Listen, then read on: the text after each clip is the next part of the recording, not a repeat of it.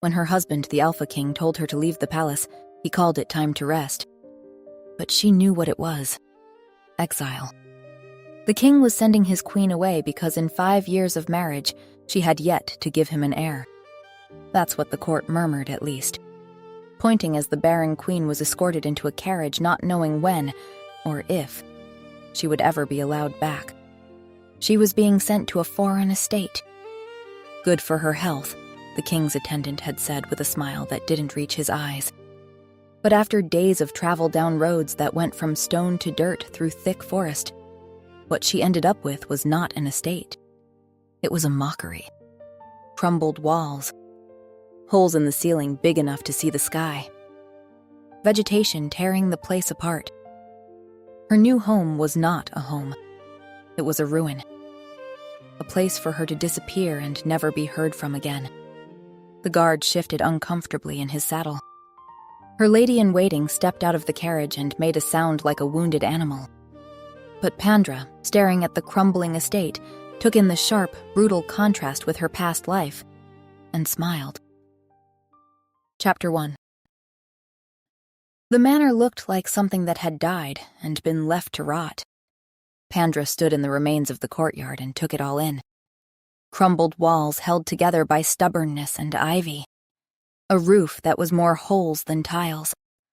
The whole structure leaned back, as if the forest beyond was slowly swallowing it whole. It was the ugliest thing she had ever seen. Behind her, Susan's voice. "This is no place for royalty. There must be some mistake." Pandra emitted an unladylike snort. This was no mistake. This was her husband, Godric, saying, "This is what you get for failing me." Pandra was the Alpha King's third queen. The first had died with the baby in childbirth. The second had vanished mysteriously after 8 years of failed pregnancies. Both had been shifters, like the king. Strong, powerful. Pandra was human. An attempt at something different is what they'd said at the wedding. "Susan," she turned. "Leave the poor man alone. He has a long journey back." She waved the guard away dismissively. "You may go." "Your Majesty," Susan squealed shrilly. "You cannot possibly suggest we stay here. It is unbecoming of a queen." The entrance hall was a disaster. Rotting floorboards bent under their weight. Mold crept up the walls. "There are rats," Susan whined. "Probably," Pandra agreed. "It's already bad enough being banished from court," Susan continued. "But this—" Pandra held up a hand. "Susan, do you hear that?" Susan stopped mid-breath. "I know what—" "That's the sound of freedom!" Pandra exclaimed. "No gossiping courtiers, no side-eyeing mistresses, and most importantly," she grasped Susan by her shoulders, "no matrimonial duty. 5 years of performing in the dark. 5 years of lying still and quiet while Godric tried to get an heir out of her like she was a broodmare. 5 years of feeling like a failure every single month. I don't even have to pretend to care about what he has to say," Pandra said, overjoyed, "or wear corsets for him." "That's all good and well," Susan grunted. "But what will we do when winter strikes? What about food?" Pandra softened her voice. "We'll figure it out. What matters is that no one's telling us what to do. This place is ours." They explored what was left of the manor. The west wing had partially collapsed.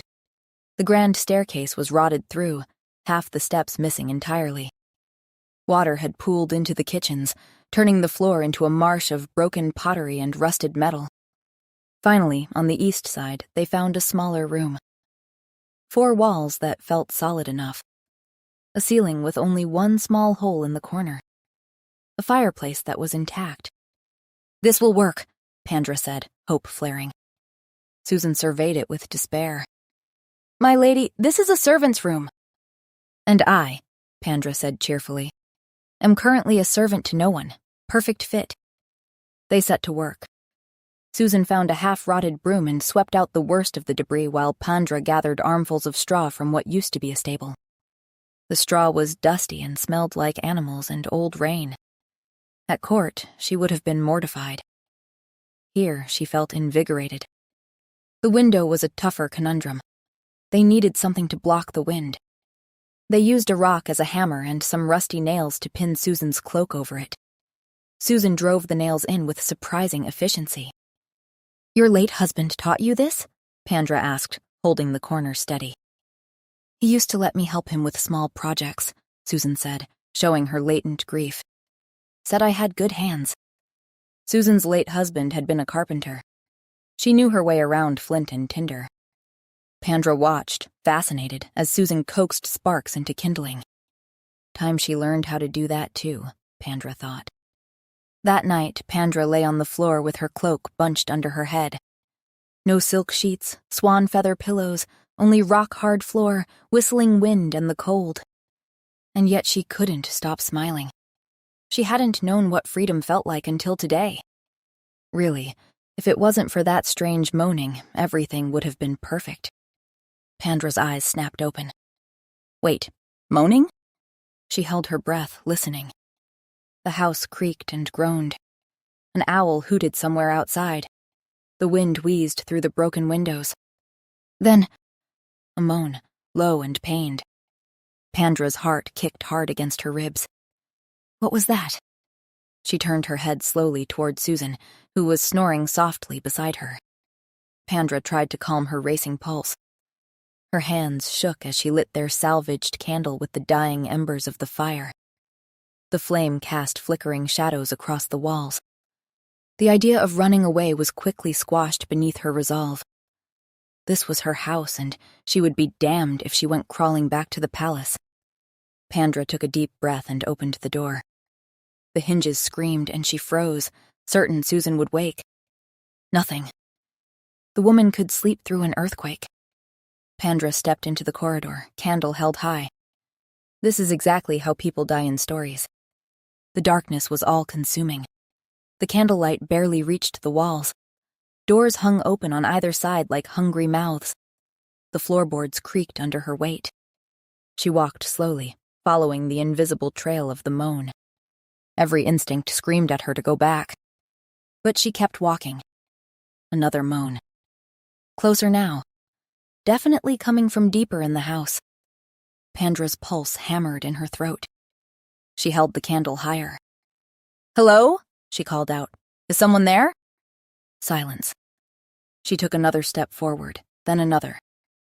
"My lady?" Pandra jumped, nearly dropping the candle. She spun around. Susan stood in the doorway, eyes bleary with sleep. "Is something the matter?" she asked. Pandra opened her mouth to answer, stopped, listened. Nothing. Just the wind in the walls. Had she imagined it? She stepped further into the corridor, holding the candle higher. Looked around. Nothing. Just shadows and broken doors. Chapter 2. "My lady, get down from there!" The following day, Pandra's feet teetered precariously on the creaking wooden beam. "You'll break your neck!" Susan's voice had reached a worrying pitch. "What will I tell His Majesty?" "Tell him I died happy far away from him." Pandra stuffed a handful of thatch into a gap, determined to cover the worst before the next rain. "You already do the hunting. You have to let me do something." It was true. As a shifter, a swift and cunning fox, Susan was infinitely better at catching food than Pandra, whose one attempt at using a bow at court had resulted in her near murder of a servant. "You can collect berries," Susan shouted up. "What am I, 5?" Pandra was frustrated that just because she couldn't shift into something with claws and teeth and supernatural strength, she was treated as if she were weaker. Weaker didn't mean incapable. "I'm coming, my lady!" Pandra could hear Susan cursing as she found footholds in the crumbling wall. Which is when Pandra's foot slipped. For one heart-stopping second, she felt herself falling, arms windmilling, the ground rushing up to meet her. Her hand snagged the beam. She hung there, gasping. "I'm fine!" she shouted. Susan appeared over the edge of the roof, face pale. "You are absolutely not fine." She grabbed Pandra's arm and hauled her up onto a more stable section of the roof. "The king should be ashamed of himself," Susan muttered, helping Pandra down carefully. "Putting you in such danger." The king doesn't value a woman who can't bear him children, Pandra cut in. Susan stared at her. My lady, how can you say that? You're the queen. I'm the third queen. Nothing that special, Pandra shrugged. My uncle got a fat dowry. The king got a wife to parade around until she failed him, too. And I got a gilded cage. Pandra smiled wearily. Come on, let's figure out what else needs fixing. Susan left to hunt in the late afternoon, shifting into her fox form and disappearing into the trees with a flick of rust-colored tail. Pandra went berry hunting, like she was 5, but it wasn't like she could do much else. She found some mushrooms, the kind she recognized from the palace kitchens. She gathered them in her skirt, feeling ridiculously proud of herself. By the time Susan returned, Pandra had a small pile of mushrooms and some wild onions she'd found near the well. Susan had a rabbit already cleaned. Not bad for the first day, Pandra said. We make a decent team, my lady. They cooked it over the fire, primitive, smoky, probably ruining the meat in 6 different ways, but it tasted amazing. Pandra ate with her fingers, grease running down her chin, and didn't care even a little bit. They were finishing up when the moan came. Low, pained, unmistakable. Susan's head snapped up. What was that? Pandra was already on her feet, heart racing. You heard it? Susan stood, eyes darting toward the door. It doesn't sound like an animal. No, Pandra agreed. Another moan, louder this time, closer. It came from above, Pandra said. Above the kitchens, maybe? They grabbed a candle each and tiptoed down the dark hallways, following the sound. The stairs to the upper floor were treacherous, half-rotted, groaning under their weight. Pandra climbed carefully, testing each step. The room above the kitchens was empty. Dust thick on the floor. No footprints except theirs. But they could still hear it, the moaning, closer now. From the wall. Susan made a noise of pure distress. My lady, if someone is hiding in the walls, they probably don't want to be found. Then they shouldn't moan so loudly, Pandra replied. She pressed her hands against the wall, exploring the paneling. My lady, please, can we not retire to our chambers, board up more securely and explore tomorrow? Pandra turned to face her, candle held between them. Perhaps you're right. Safety first. They spent the rest of the evening boarding up windows and reinforcing the door to their room. That night, Susan fell asleep quickly, exhausted. But Pandra lay awake, staring at the ceiling, listening. When the noise came again, it wasn't a moan. Something was moving. Pandra lit a candle from the fire and stood, and returned to the floor above the kitchen. The sound was coming from the same wall.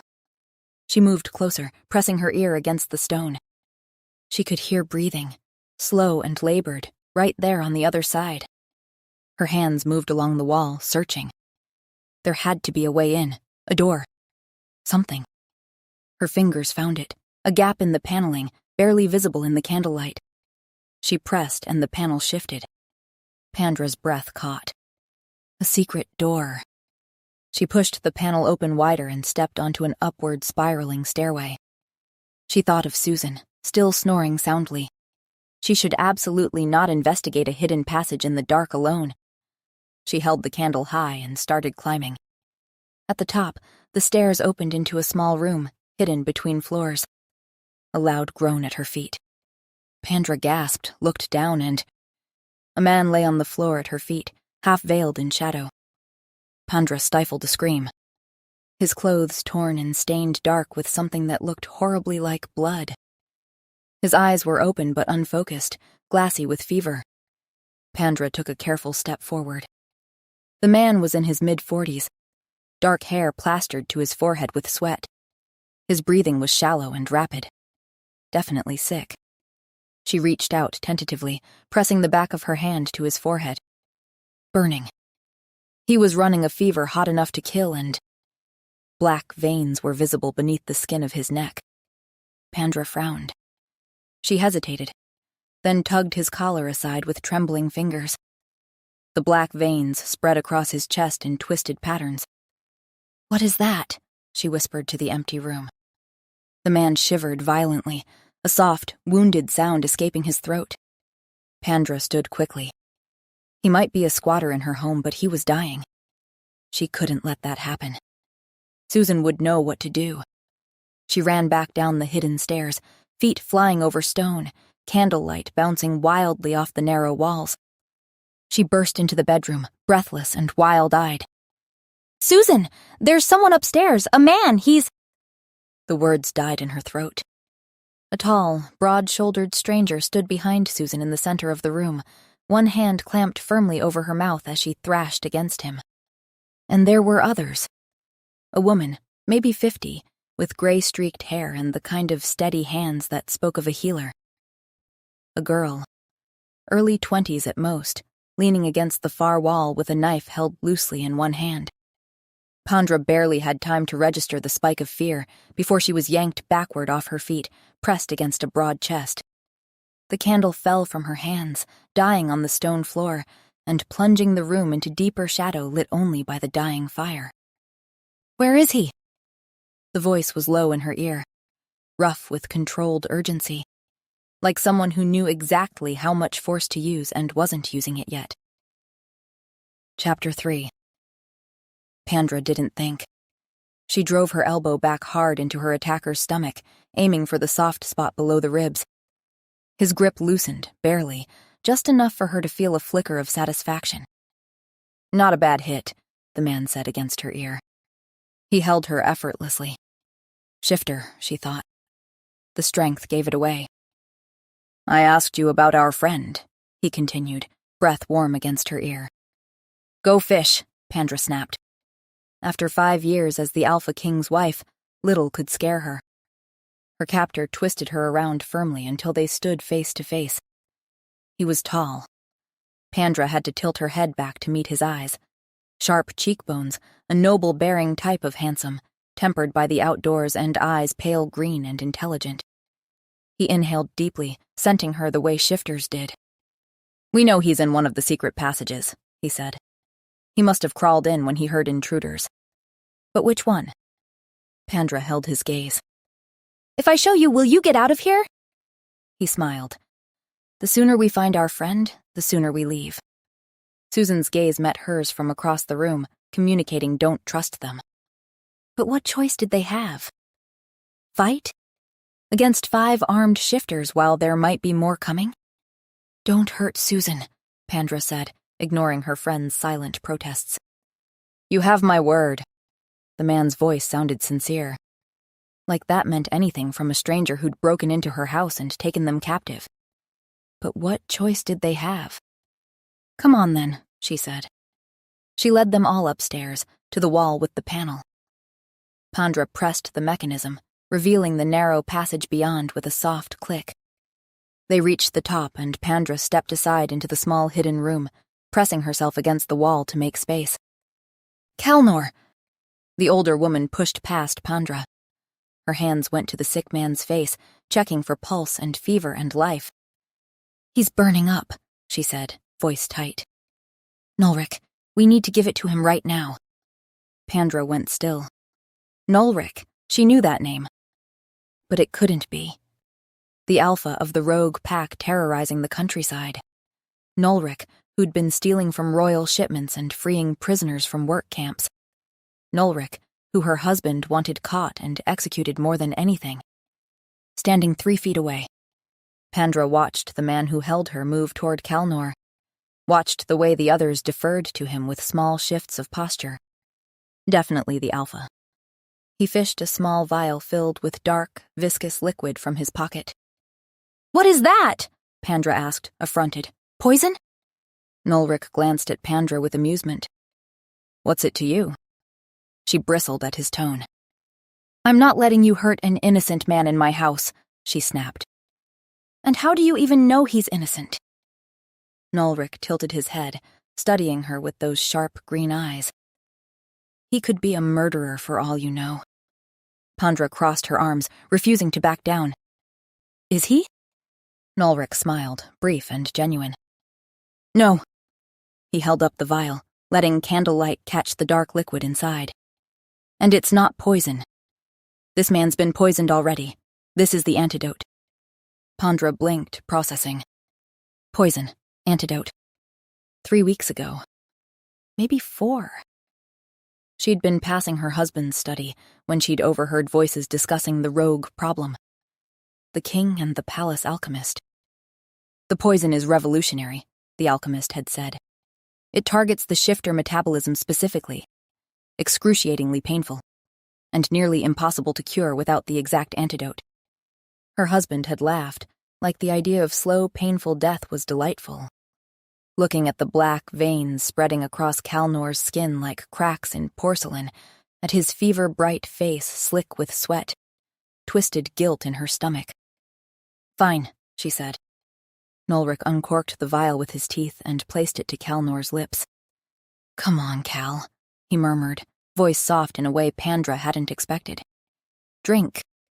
You're not dying in some stranger's wall. That would make a terrible story. For a horrible moment, Pandra thought they were too late. Then his throat worked, swallowing reflexively. When the vial was empty and Calnor was breathing more steadily, Nulric stood, wiping his hands on his pants. I guess we'll be off. Don't move him, Pandra's words burst out. 5 pairs of eyes turned to stare at her. Nulric raised his eyebrows. Excuse me? Pandra's mind raced back to that overheard conversation. The alchemist had been very specific.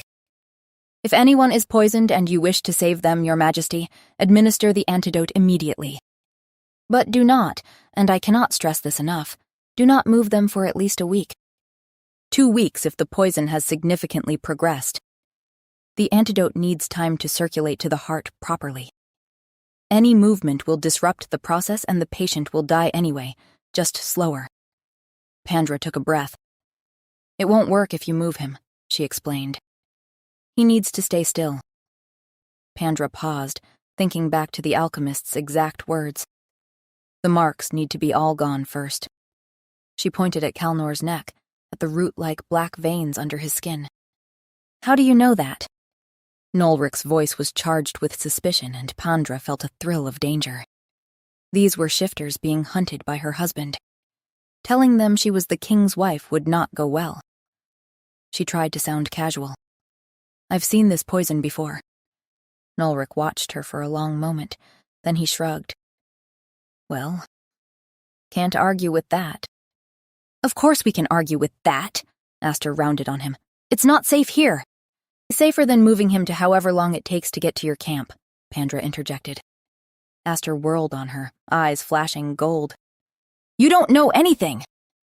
Pandra raised an eyebrow. I know that's just good sense. Nulric threw up his hands in mock surrender. All right. Since the lady so graciously offers, we will stay here. Pandra blinked. Wait a minute, she started. Thank you for your hospitality, my lady. Nulric bowed mockingly, a perfectly executed bow. For that moment, he looked like someone who should be parading through palace halls in silk and velvet instead of standing here in dirty, torn clothes. Dre, he pointed at Susan's broad-shouldered captor. Escort the lady and her companion to a secure room. Both she and Susan ended up in a back room with boarded-up windows. Pandra wanted to kick the door until her toes broke. Instead, she just stood there, shaking slightly, mind racing. Chapter 4. 2 days locked in this room, and Pandra was losing her mind. You need to sit down, my lady, Susan said. Wearing a hole in the floor won't get us out of here. I can't. Pandra turned and paced back. I can't just sit here doing nothing while they take over my house. She pressed her hands to her face, trying to breathe through the tightness in her chest. She was being locked in. Again. It was too familiar. Too close to the 5 years she'd just escaped. Her husband had never locked her in rooms, but he'd controlled her. Made her feel like a thing he owned rather than a person he'd married. And now, just when she'd finally tasted freedom, it was being taken away again.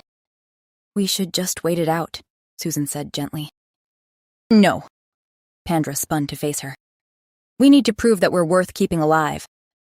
She moved to the window. Think about it, Susan, she said quietly. If I'd proven useful to His Majesty, He wouldn't have sent me here. My lady.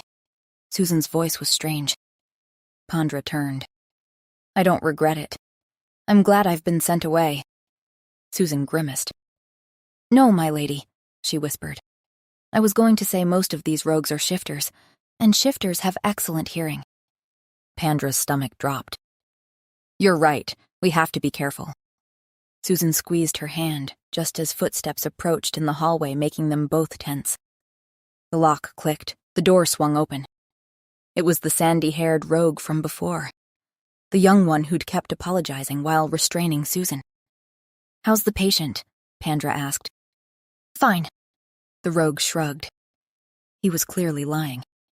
Susan is good with herbs, Pandra said. And I've seen this poison at work before. If you take us to him, we can help. The rogue said nothing. But something in his eyes turned considering. After a long moment, he turned and left. I guess that's a no. Susan sighed. It's a he can't decide for himself, Pandra said. He'll be checking in with his alpha, so now we wait. Night had fallen when they finally heard footsteps again. Heavier, more confident. May I come in? Nulrich's voice came through the door. Does it matter? Pandra called back. When you've taken over my house? Nulrich stepped inside, looking tired. How did this even come to be your house? He asked. It's been in shambles for years. Long story, Pandra said, and I don't think you have time. Nulrich opened his mouth like he wanted to protest, then closed it again, because she was right. Apparently you're good with herbs, he said. Susan is, Pandra replied.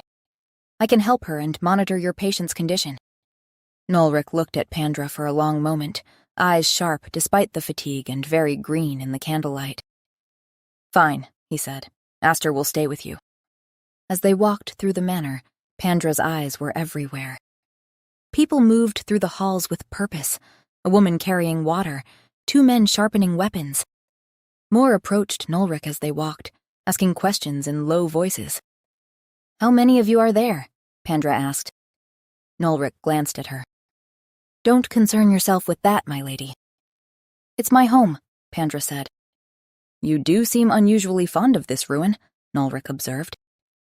Well, I don't see you preferring the woods to it, Pandra snapped. Nulrich nodded, conceding the point. Fair, he joked.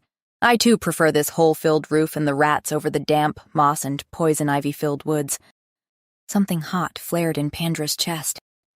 Well, sir, she crossed her arms. From where I stand it looks like entitlement. Plenty. Gratitude, 0. Nulrich stared at her for a beat. You're right, he said. I'm grateful for your hospitality, which you wouldn't have shown us if we'd asked. They arrived at the small, hidden room where Calnor lay. Aster sat beside him, looking pale and exhausted. What are they doing here? She demanded when they entered, hostility palpable. Nulrich moved to stand beside her. Hopefully relieving you a bit.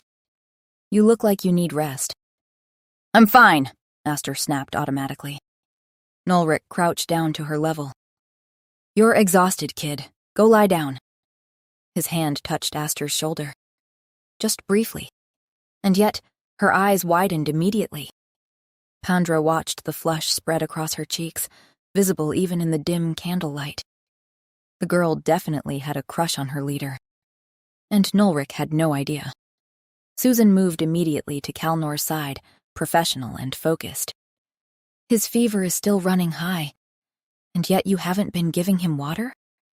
She gestured at his dry, cracked lips. He needs to stay hydrated. Nulrich nodded. I'll have someone bring you water more regularly. What else?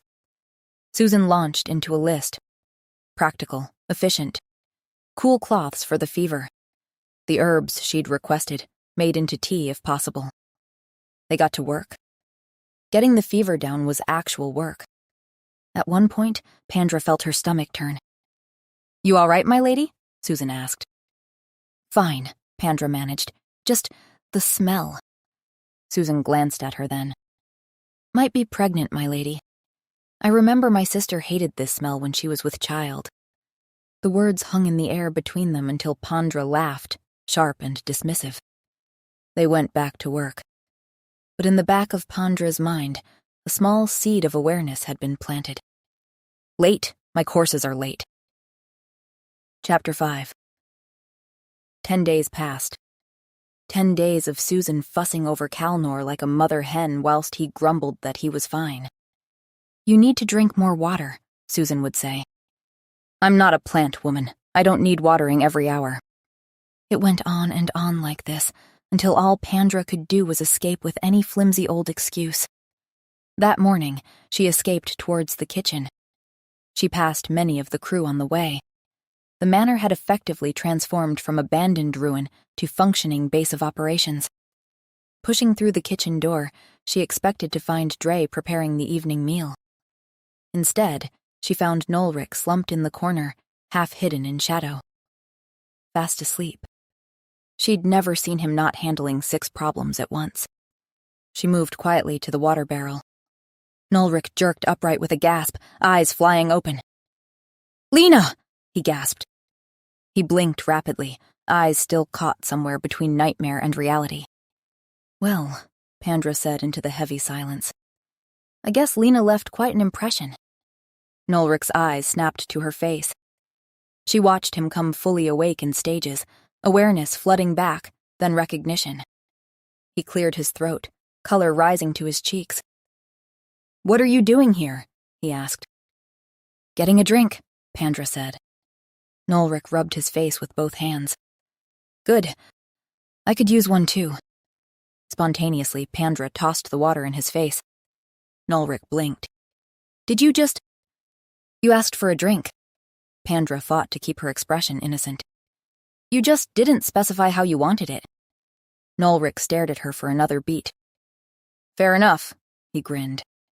Another week passed, and Calnor was well enough to walk a few steps without falling over, which was the moment Pandra decided to confront his alpha. "So, when are you leaving my house?" she asked, entering a room she'd been told she'd find Nolric in. Then she froze because he was indeed there, indeed alone, but he was also shirtless. Nolric looked back. "Eager to be rid of me, my lady?" he asked, one hand stretching over his shoulder towards a large gash down his spine his fingers couldn't quite reach. "Keep flapping your hand at it," Pandra said from the doorway. "That'll sort it right out." "If I didn't know any better," Nolric said, tilting his head, "I'd think you were enjoying spying on a naked man." "Well, thank the gods you know better then," Pandra said, while trying absurdly hard not to enjoy the view. She gestured for him to turn around. "Let me see." "It's nothing," Nolric grunted. "Then you won't mind me checking." Pandra touched his arm. Nolric went very still, like her hand had short-circuited his brain. The smile faded, his breathing deepened. "Turn around," Pandra said quietly. He did. The wound was worse than she'd expected, a slash from shoulder blade to mid-back. "What happened?" she asked. "The king's guards happened," Nolric said, voice tight. "They burned down an entire village for helping us, set fire to everything and watched it burn." Pandra's finger stilled on his back. "Perhaps you shouldn't stand up to the king, then?" she suggested softly. Nolric's head snapped around, eyes flashing gold. "And let him terrorize his people? Destroy villages and burn children alive, all because he's a greedy, paranoid bastard who'll do anything to maintain his power?" "So, you admit removing the king from the throne is your goal?" she said. "Never hit it." Nolric turned fully, searching her face. "Isn't that why you fled court? Because of him?" Pandra felt stunned. I didn't—" "It's obvious you're a noble," Nolric said, rolling his eyes. "You give orders like you expect people to follow them. And this ruin belongs to the crown. Only nobles get crown property." Pandra hesitated. "I didn't flee," she said finally. "I was exiled." "Because of your baby?" Nolric asked. Pandra's hand flew to her belly. "What do you mean?" she snapped. Nolric frowned. "You're with child. I assumed." He searched her gaze. "You didn't know," he realized. Pandra turned to leave. She needed to get away from this conversation and this beautiful, half-naked man. She made it 2 steps before Nulric caught her wrist. "Let go," Pandra said through clenched teeth. "It's normal to be scared," Nulric observed. "You're here, pregnant, alone." "I'm not alone," Pandra said sharply, finally meeting his eyes. There was a kindness in his expression that made her breath catch. "You're right. You're not." Nulric's gaze dropped from her eyes to her mouth. Lingered there. Pandra's breath stuttered in her chest. She could feel his thumb pressed against her pulse. He leaned in, head tilting, gaze fixed on her mouth, and Pandra's eyes started to close. "Nulric!" Pandra jerked backward. Nulric dropped her wrist. Aster stood in the doorway, glaring at them. "Aster," Nulric said, stepping away smoothly. "What are you doing?" Aster asked. Pandra refrained from rolling her eyes, barely. "He needs a healer," she said. Nulric sent her a betrayed look. "I'm fine," he snapped. "You're not," Pandra said flatly. "I'll get Susan." She pushed past Aster, not trusting herself to look at either of them with her heart still racing and her skin still warm where he'd touched her. With an outlaw, a man actively working to overthrow her husband. Perfect, she thought grimly as she stalked down the hallway. Just perfect. "Pregnant! I knew it!" Susan exclaimed. "Shh!" Pandra hissed, looking around the forest wildly. They'd fled deep into the woods specifically so Pandra could tell Susan without the entire crew overhearing. Susan grabbed her hands. "But my lady, this means—" "It's the king's, isn't it?" Pandra nodded. After 5 years of failure, when she was farther from him than she'd ever been, she was finally carrying what he wanted. The irony was not lost on her. "If it's a boy, he'll take you back," Susan squealed, her face bright with hope. "No." The word exploded out of Pandra, loud enough to startle birds from nearby trees. He'd take her child away. He'd make him his son, his heir. Mold him into a perfect copy of himself. "I won't go back," Pandra said grimly. Susan's expression shifted. "My lady—" "Nulric says he'll help," Pandra interrupted. "Nulric is an enemy of the crown," Susan whispered. "But not of the people," Pandra said. "I think they want to do good, don't you?" She'd watched them over the past 3 weeks, how they treated each other with genuine respect and affection. Nulric made decisions not based on what benefited him, but on what kept his people safe. The polar opposite of the king. Susan hesitated. Just remember, sometimes good intentions lead to terrible consequences. Pandra didn't know what to make of that. Later, she sat in her room and pressed both hands to her still flat stomach. "What am I supposed to do with you?" she whispered to the maybe baby. No answer came. Chapter 6. The celebration took place a few weeks later. The crew was in high spirits after a successful supply run. Someone had produced several barrels of ale, and by the time the sun set, laughter echoed through the great hall. But after an hour of standing against the wall like furniture, Pandra slipped out. The hallway was cooler, quieter. She rounded a corner and bumped into Nulric. His strong hands caught her shoulders, steadying her. "Fancy meeting you here?" he joked with that easy smile. Pandra's traitorous heart jumped. He looked good. Shirt open at the collar, revealing the hollow of his throat. "Yes," Pandra said. "Running into me in my own home. What a coincidence."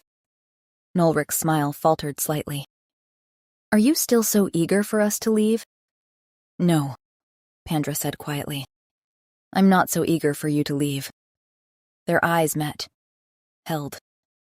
Nulric's hands were still on her shoulders. "Especially," Pandra added, "as you've been so dedicated to looking after me." "I told you I would, didn't I?" He said it matter-of-factly, another responsibility fulfilled. "Right," Pandra said. "Your responsibility. How could I forget?" "You don't need to. This isn't even your baby," she snapped. "You don't owe me anything." "Then whose is it?" Nulric interrupted, his eyes suddenly intense. "It's mine," she said. He stepped closer. "And the father? Where is he?" "It doesn't matter," she muttered. "Doesn't matter?" How can it not matter? Do you even know who it is? Pandra jerked back. Nulric's hands held her in place. My husband, she snapped. My husband is the father. Happy now? Silence crashed over them. You're married, Nulric said. And what is it to you? Pandra demanded. You know what I wonder about? Pandra stepped closer. How you're so well versed in courtly matters. How you bow like you were trained for it since childhood. How you recognized this house belongs to the crown when it's been abandoned for years. She tilted her head. Who are you exactly, Nulric? And what is it to you? He said, throwing her own words back at her. Forget it, she said, turning away. Nulric caught her arm.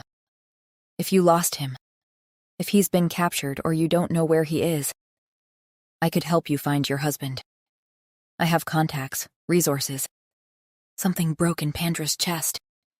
That is very noble of you, sir, she said, voice shaking, but I would rather die than see that man again. Nulric's expression changed. Pandra, he said, voice softening. I'm sorry. I didn't mean to. He reached for her hand. She tried to pull away. He pulled her toward him instead. Pandra stumbled forward, hands landing on his chest for balance. Solid muscle under warm skin under soft fabric. She looked up, meaning to tell him to leave her alone. Then Nulric kissed her. It wasn't tentative. Pandra froze for half a heartbeat, then her hands fisted in his shirt, pulling him closer, and felt Nulric smile against her mouth before deepening the kiss. Come with me, he said quietly. Where? Pandra's heart was still racing. Anywhere that's not here. Nulric glanced toward the party. Before someone interrupts. The forest was dark and cool, the sounds of celebration fading behind them. Nulric pulled her deeper into the trees, away from the house. Then he turned and kissed her again. Pandra went willingly into his arms. He lifted her slightly, not off her feet, but enough to press her back against a tree. His mouth moved over hers with increasing urgency. Are you embarrassed? Pandra asked when they broke for air. About being seen with me? Nulric pulled back slightly to look at her. A little bit, he admitted. The honesty stung. Then maybe I should leave, Pandra said, starting to pull away. His arms tightened, holding her in place. Absolutely not, he said, pinning her between his body and the tree. He kissed her neck, just below her ear. Wouldn't you be embarrassed, Nulric murmured against her skin, if Susan found us like this? Pandra snorted. I suppose, though she'd be more embarrassed than I am. She broke off on a gasp as Nulric's teeth scraped lightly over her pulse point. Would you be embarrassed? He asked. If your husband found us? Pandra cupped his face with both hands. To be honest, she said firmly, I don't consider him my husband anymore. I don't care what he thinks. Nulric's entire body relaxed against hers. So you can stop being jealous, Pandra added, smiling. Jealous? Nulric pulled back, affronted. I'm not. Pandra kissed him to shut him up. It was supposed to be brief, teasing. But Nulric made a sound low in his throat and deepened it. He walked her backward until her back hit the tree again, his body covering hers. Nulric, she breathed against his mouth, hips canting toward his touch. He pulled back just enough to meet her eyes. Dark. Wanting. Yes, Pandra whispered. Something in him gave way. He lifted her, wrapping her legs around his waist, supported her against the tree, and then there was no more thinking. It was nothing like her marriage bed. This was heat and connection, and Nulric's voice rough in her ear saying her name. Pandra clung to him, overwhelmed by sensation. When it was over, they stayed like that for long moments. Chapter 7. The next 2 weeks passed in a haze of stolen moments. Pandra would slip away to gather herbs in the forest. Nulric would follow 5 minutes later, and breathe her in like a drowning man finding air. We shouldn't, Pandra would murmur against his mouth. Probably not, he'd agree, already kissing her. Life at the manor had settled into something almost comfortable. Pandra was becoming part of something. part of them. She was in the kitchen one afternoon, helping Claudia prepare the evening meal when Aster walked in. The younger woman's expression was strange, triumphant and cold at once. She stopped in the doorway, eyes locking on Pandra. "Who are you, really?" she demanded. Pandra frowned. "Excuse me?" Aster pulled something from her pocket, a piece of parchment that she thrust toward Pandra. "I found this in the village. Royal proclamation. Complete with a portrait." Pandra's blood turned to ice. "Queen Pandra, third wife of His Majesty King Godric," Aster read aloud, "has been sent to her country estate for her health and rest. Any assistance rendered to Her Majesty will be rewarded by the crown." The room went quiet. "It's not what it looks like," Pandra attempted, hands shaking. Footsteps thundered in the hallway. Within seconds, the kitchen filled with people, Dre, Calnor, others drawn by raised voices and the promise of conflict. "What's going on?" Calnor asked. Aster handed him the parchment without a word. Pandra watched him read it. His jaw tightened. "Pandra," his voice came out flat. "Is this true?" "Yes," she said quietly. The room exploded. "You were married to the king?" Dre's voice rose above the others. "While we starved," someone else shouted from the back. "You could have helped us." This came from Calnor, and the quiet devastation in his voice hit harder than any shouted accusation. "All this time, you were the queen." Pandra's vision blurred. Her chest felt tight. "You don't understand." Her voice came out strangled. "I couldn't." "Couldn't?" Aster asked. "Or wouldn't?" "I didn't have any real power," Pandra snapped. "I was there to give him an heir, that's all." "Just living in luxury while people died?" Aster stepped even closer. Pandra flinched.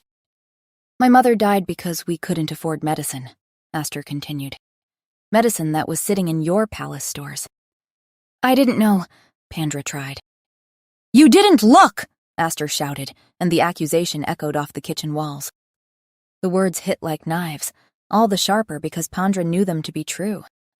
She hadn't looked. She'd been a badly treated wife, but she'd also been a queen, and she hadn't helped her people. "And now you come here, pregnant with his heir." Aster's voice broke slightly. "And what are we supposed to do? Feel sorry for you? Protect you?" Pandra saw understanding dawn across the faces around her. "The baby," Dre said slowly. "The king's baby." "What's she planning? To go back to him? To sell us out for a place in his bed again?" Pandra felt like she was drowning. "Quiet!" The voice cracked through the room like a whip. "Nolric." Pandra's head snapped up. He stood in the doorway, travel-worn and dusty from the road. His expression was unreadable. Carefully, deliberately blank. Their eyes met across the crowded kitchen, and Pandra felt her heart crack. Aster pushed past her, moving toward Nolric with desperate urgency. "You heard that, right?" Aster's voice was more pleading than angry now, looking up at Nolric like he was her last hope. "She's not one of us. She's a noble." She said the word with blatant distaste. "Not just a noble," Calnor said, voice hard. "The queen." Susan finally moved from where she'd been frozen near the hearth. "Who still spent weeks tending to you, Calnor, you ungrateful fool." "Still, she lied, and so did you." "You were holding us captive," Susan shot back. "What was she supposed to do?" "Susan," Pandra said quietly, looking at Nolric. His face was still impassive, still unreadable. It terrified her more than anger would have. She understood now. Finally understood what they were really angry about. They were disappointed, hurt, because she'd been their ruler and she'd never helped them. Aster turned back to Nolric, desperation clear in every line of her body. "What do we do with her?" Nolric's jaw worked like he was grinding his teeth. When he finally spoke, his voice was quiet. "Nothing," he said. "We do nothing." "What?" Aster asked. "You're so compromised you can't see—" "Enough, Aster," Nolric said, but there was no heat in it, just exhaustion. No! Aster grabbed his arm, forcing him to look at her. I've watched you trail after her for weeks. She's got you eating out of the palm of her hand. Probably so she can sell you out to the king as soon as— That's not true, Pandra snapped, taking a step forward.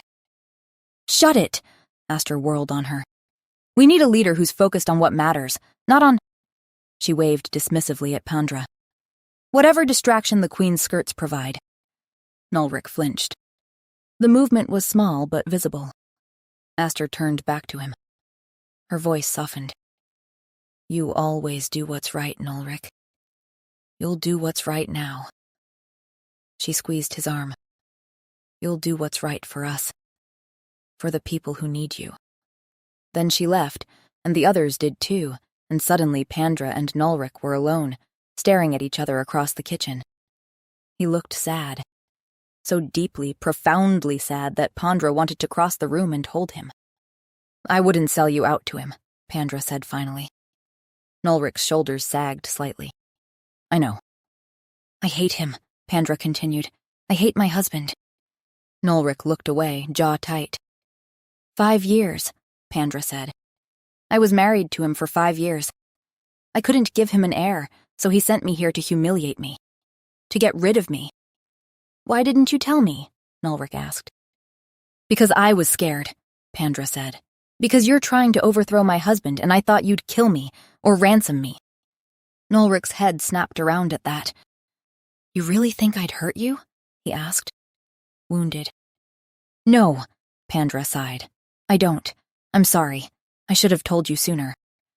It doesn't matter anymore, Nulric said. Pandra reached for him. Of course it matters. They don't trust you, Nulric said quietly. Which means they don't trust me for keeping you here. He swallowed. For being with you.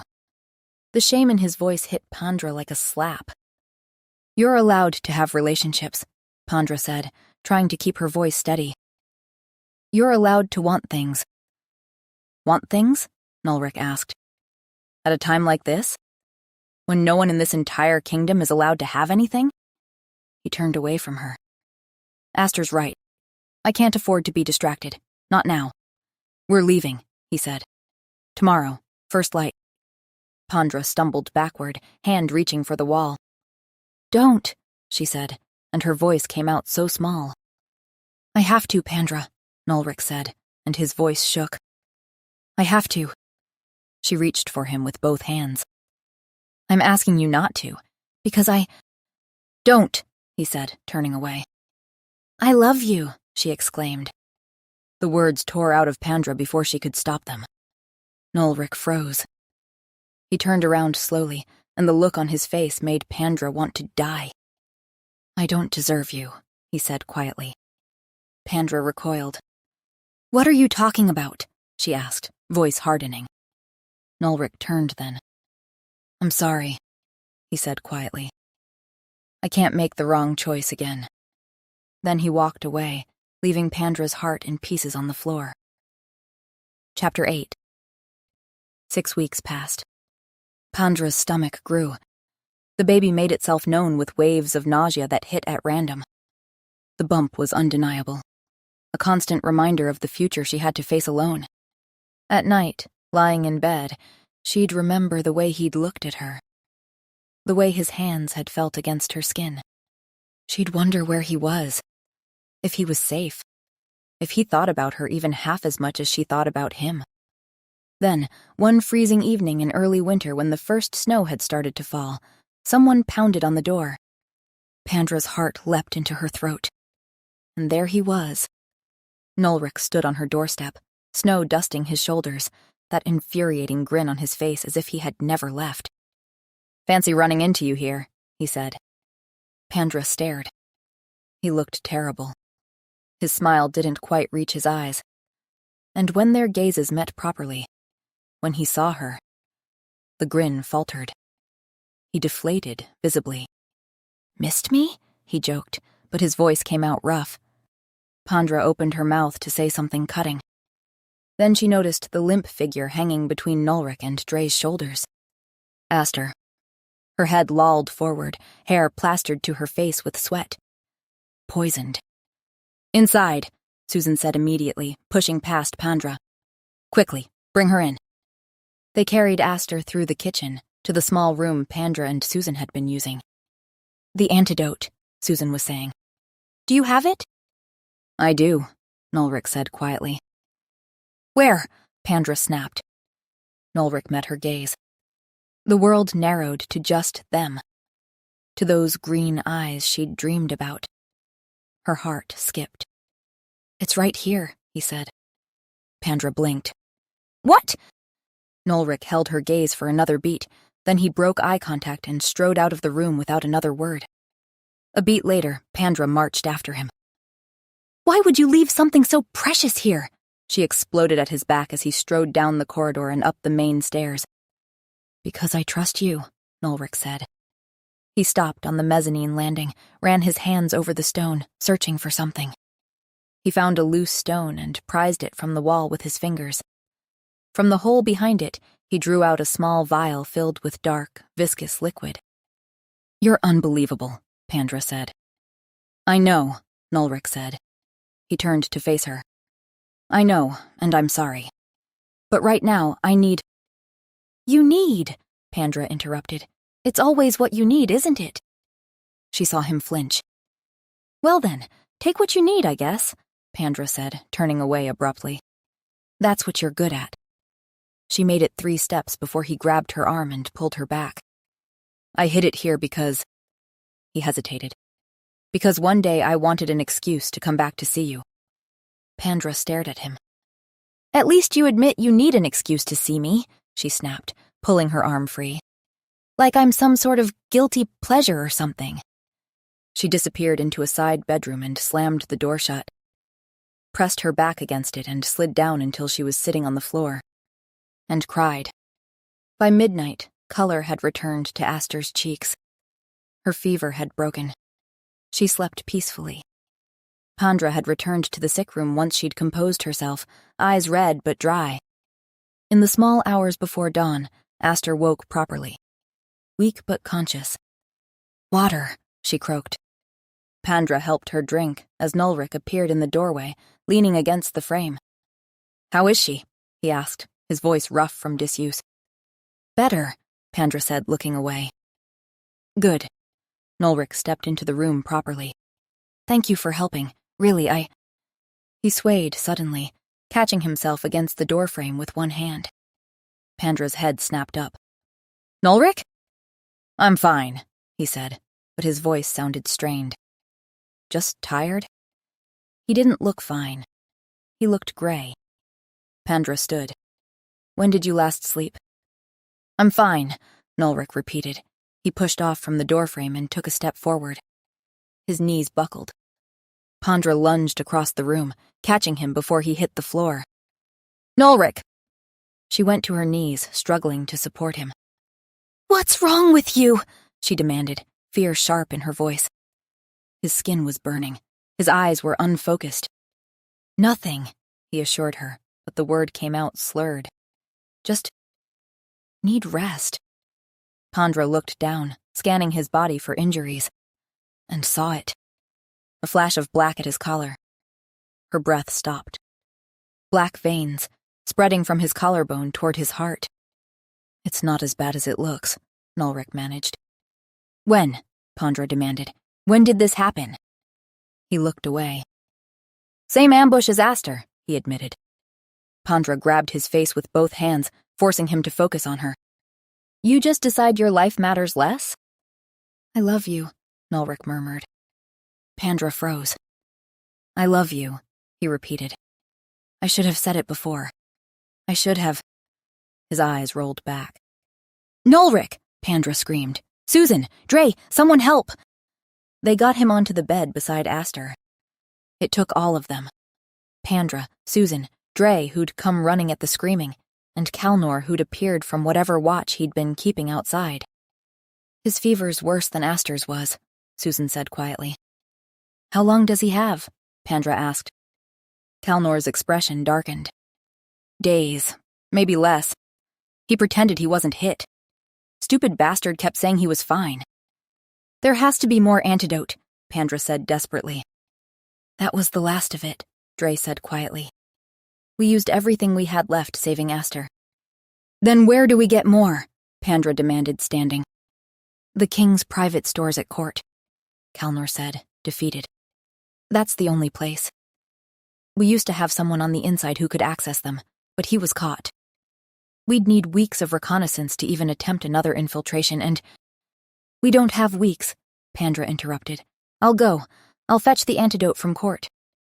Kalnor's eyes widened. My lady! I'm the queen, Pandra said firmly. I can walk through the front door. Who's pregnant with the king's heir? Susan said carefully. The moment he sees you, he'll never let you leave. On the bed, Nulric made a distressed sound. No, he gasped, and his hand shot out, searching blindly until it found Pandra's. His fever-bright eyes found hers. Lena, he gasped. Lena, don't go. He'll kill you. I couldn't stop him before, but I can— His eyes rolled back. His hand went slack in hers. Pandra stared at him, heart pounding in her ears. I'm going, she said, throat tight. And I'm bringing back that antidote. I'll come with you. Aster sat up in bed, still pale but awake. Alert. Her eyes were clear and sharp. The poison hadn't been in my system as long as Kalnor when he was treated, she said. I don't need to stay put.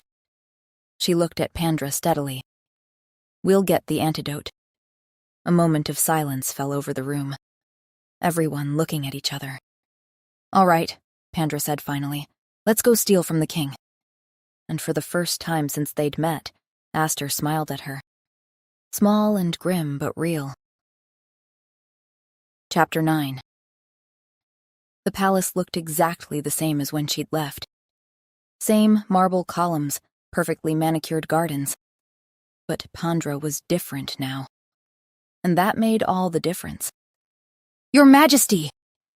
The guards at the gate straightened, shocked. Nobody informed us you were returning? His Majesty wanted it to be a surprise, Pandra said smoothly, letting them see her stomach. Their expressions shifted from confusion to excitement. I'll have someone fetch His Majesty immediately, one guard said, already turning. No need, Pandra said graciously. I'll surprise him myself.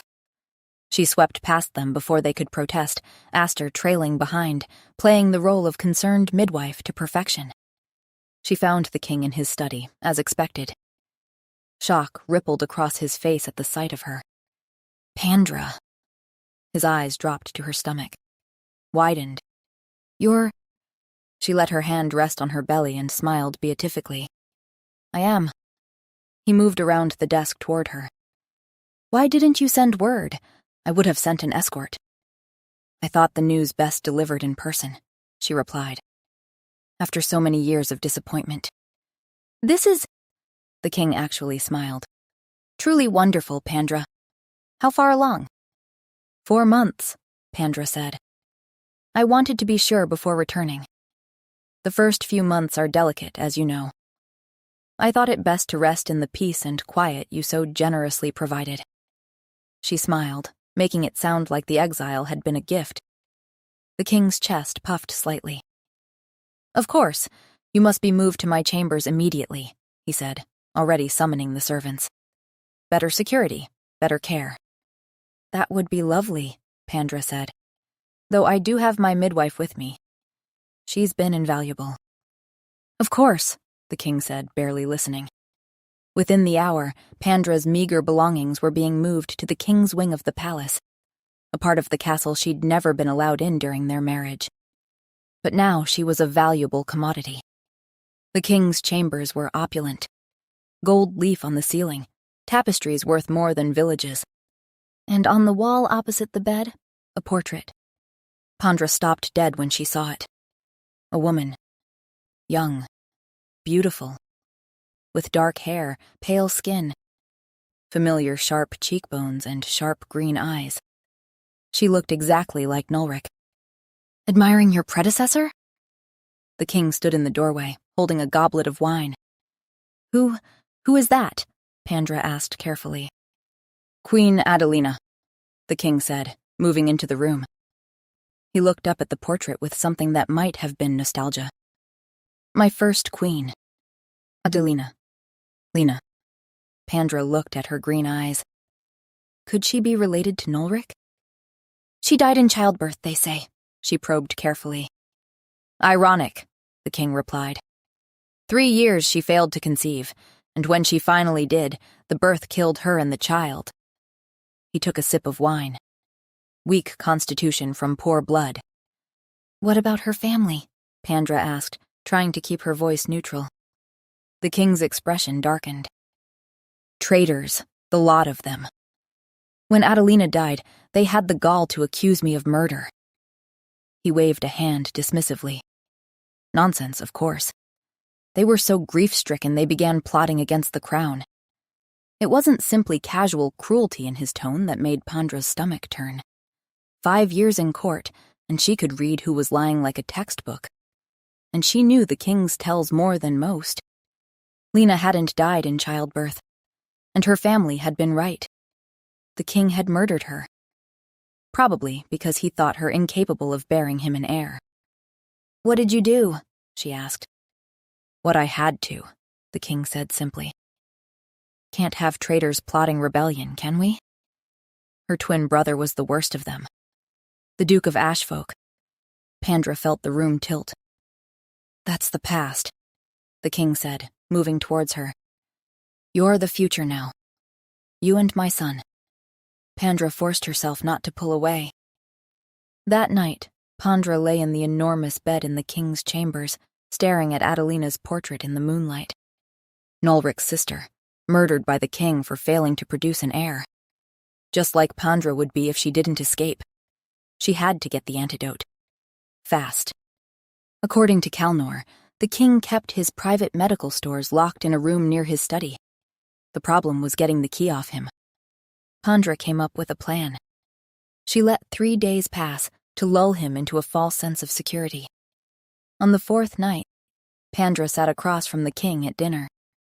I feel strange, she said quietly. She pressed a hand to her stomach. Nauseous. And my head. The king frowned. You were fine this morning. I know, Pandra said, but now I feel... She stood abruptly, swaying slightly. I feel... She let her knees buckle. The king caught her before she hit the floor. Pandra! Something's wrong. She let her breathing go shallow. The baby... Get the physician! The king roared at the servants. Now! He carried her to the bed, laying her down with fear in his eyes. My stomach! Pandra gasped. Burning! Like poison! The king's face went white. Poison? Someone must have... At dinner... Pandra let tears stream down her face. Please. Save the baby. The king was already shouting orders. Bring the antidote from my private stores. He fumbled with the key at his belt, thrust it at a servant. In the study, the black vial. Go! The servant ran. The king paced beside the bed, running his hands through his hair. Pandra let herself shake, let herself look terrified. The servant returned with the vial. The king snatched it, uncorked it, tilted it to Pandra's lips himself. Drink, he commanded, all of it. Pandra let the bitter liquid fill her mouth. She swallowed some, enough that he'd smell it on her breath if he checked. The rest she held in her cheeks, careful not to let it show. Better? The king demanded. Pandra let her breathing slow. Steady. Nodded weakly. Rest, the king said, standing. I'll have guards posted outside. He left, taking the empty vial with him. The moment the door closed, Pandra took an empty vial from her gown and spat the antidote into it. Maybe half of the dose. She hoped it was enough. Then she waited. At midnight, Pandra slipped out of bed, moved silently to the servant's door. Aster waited on the other side, dressed in dark traveling clothes. Pandra handed her the vial. It's not the full dose, but it should be enough. Aster took it carefully. It'll have to be. She met Pandra's eyes. We'll come back for you, once he's well. Pandra smiled. Go, before someone sees you. Aster disappeared into the dark hallway. Chapter 10. 3 months passed. Pandra sat through council meetings now. The king wanted nobles to see the pregnant queen, proof of his virility and power. So she sat beside him and listened. And what she heard made her sick. Tax increases on villages already starving. Work camps expanding. Execution orders signed with casual indifference. At night, she lay in the king's bed and stared at Adelina's portrait. Nulric's sister. She hadn't heard from the rogues. Hadn't heard if the antidote had worked. If Nulric had survived. The not knowing ate at her. It was late evening when it happened. Pandra was alone in the king's chambers, reading by candlelight. A gust of wind nearly blew the flame out. She looked up. The window was open. She was certain she'd closed it. Pandra. The voice was quiet, familiar. A shadow slipped through the window with fluid grace. He wore dark clothes, face partially obscured, but she'd know those eyes anywhere. Nulric, Pandra breathed. Her book fell from nerveless fingers. Nulric crossed the room in 3 strides, hands going to her elbows to steady her. And just like that, she was touching him again. You're alive, Pandra said, and her voice shook with relief. Thanks to you, Nulric said quietly. His eyes roamed over her face, drinking her in. You saved my life. You risked everything. Walked back into the place that terrified you, all to save me. You're alive, Pandra interrupted, and suddenly she was crying. That's all that matters. She wrapped her arms around him, buried her face in his shoulder, and sobbed. All the fear she'd been holding for 3 months poured out. Nulric's arms came around her carefully. I'm here, he murmured against her hair. I'm sorry. I thought you were dead, Pandra gasped between sobs. Nulric's eyes were suspiciously bright. We have horses waiting in the courtyard, he said. We leave tonight. I'll take you somewhere safe. And when the baby comes... I can't, Pandra said. The words hurt to say. Because she wanted to. She wanted to run away with him so badly it physically ached. But she couldn't. She'd spent 3 months in council meetings. 3 months watching the king destroy his own kingdom. 3 months realizing that she had power. Pandra, he'll kill you, Nulric said. After the baby is born, the moment he has his heir. Is this what happened to your sister? Pandra asked quietly. Adelina? Nulric's face went pale. How do you... he started. Pandra pointed to the portrait on the wall. Nulric turned slowly.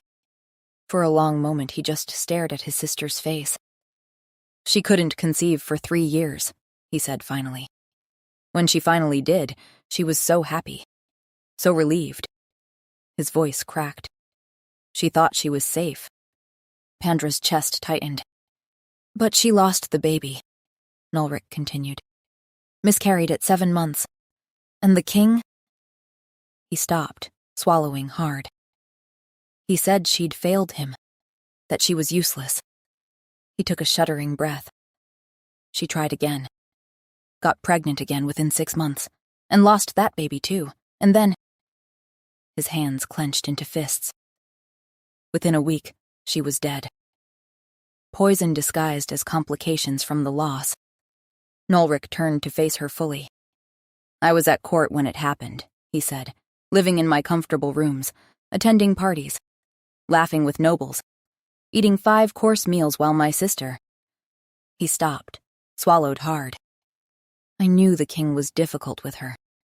I knew she was struggling. But I didn't look closely. I wasn't ready to give up my life. My comfort. His voice broke completely. By the time I found out what happened, by the time I understood what he'd done, it was too late. He'd already branded my family traitors. He had them all killed. Nulric, you can't blame yourself, Pandra said, cupping his face with both hands. You were young. You didn't know. I should have known, Nulric said. I should have looked. Pandra's heart cracked. That's why you want him gone? She asked. Nulric nodded. I want him gone so no other family ever experiences the loss mine has, he said. No one is safe from him, Pandra. No one. Pandra understood now. Understood the guilt that drove him. He can be replaced, she said quietly. She took Nulric's hand and placed his palm flat against her swollen belly. Feel that? She asked. The baby kicked, hard, right where Nulric's hand rested. His eyes went wide. That's the heir, Pandra said. Born of the queen in lawful marriage to the king. She met his eyes. And raised by us. Taught to be kind. To care about their people. Understanding dawned across Nulric's face. When this baby is born, Pandra continued, we need the king gone and me in his place. As queen regent until the true heir is old enough to rule. Nulric stared at her for a long moment. Then he dropped to one knee again, hand still pressed to her belly. What are you doing? Pandra asked. Pledging myself to you, Nulric said simply. You have my word. We will make you queen in truth. Pandra's vision blurred with tears again. Thank you, she whispered. No. Nulric stood. Thank you. For being brave enough to stay. I don't feel brave, Pandra admitted. I want to leave with you. Then come with me, Nulric said. We can find another way. There is no other way. Pandra placed her hands over his. If I leave, I'm just a rebel, a traitor. The king's runaway wife. But if I stay, if I have the baby here, if I establish myself as the legitimate queen. She took a breath. The nobles will accept the heir. They won't accept a violent overthrow with no clear succession. Nulric closed his eyes, jaw clenching. When the time comes, Pandra said, we give this kingdom the ruler it deserves. A smile tugged at Nulric's mouth despite everything. I love you, he murmured, leaning in. A sound in the hallway, footsteps, voices. I have to go, Nulric said. He moved to the window, quick and silent. Hold on for 2 more months. Can you do that? Pandra straightened, one hand on her belly. Of course I can, she said. Nulric's smile was fierce and proud. That's why you're the queen. Then he was gone, and Pandra stood alone, one hand on her belly, the other pressed to her mouth where she could still feel his kiss. 2 months. She looked up at Adelina's portrait. I'll finish what you started, Pandra promised quietly. The baby kicked hard against her palm. Pandra smiled. Soon, she whispered to her child. Epilogue, 6 months later. The manor looked completely different. Pandra stood in the courtyard. The same courtyard where she'd first arrived, disgraced and exiled, and marveled at the transformation. The crumbling walls had been repaired. Wounded soldiers were being tended in what used to be the Great Hall. Families found refuge in rooms that had once been ruins. The king had fallen 6 months ago. She was queen now. Truly. Regent until her son came of age. Her son, who was currently sleeping peacefully in a basket beside her. He would never know his biological father. He would know Nulric instead. As if summoned by her thoughts, Nulric emerged from the manor. He reached her side, immediately checking on the baby before looking at her with those sharp green eyes. He'll see me as his father, he said. Won't he? He already does, Pandra said. He stops crying the moment he hears your voice. We should get married, Nulric said suddenly. Pandra blinked. What? Married, Nulric repeated. Properly? She stepped close. You want to get married? She laughed. Even though it took you forever to admit you wanted this? Nulric smiled, that slow, genuine smile that transformed his whole face. Is that a yes? He asked, leaning down to kiss her. Obviously, Pandra replied against his mouth. They stood there in the courtyard of the manor that had once been a prison and was now a home. The place where everything had changed. Where an exiled queen had found her power and a guilt-ridden duke had found his redemption. and where their kingdom had been reborn. Thanks for listening. I hope you enjoyed Pandra's journey. From exile to revolution, reminded me that sometimes the walls we're locked behind are the ones that finally set us free. What do you think? Would you have been able to wait for months before Nolric came? Or would you have just taken care of the king yourself? I'd love to know what you think. If you'd like more, bonus chapters and exclusive stories are waiting for you on Patreon. The link is below. I'll see you there.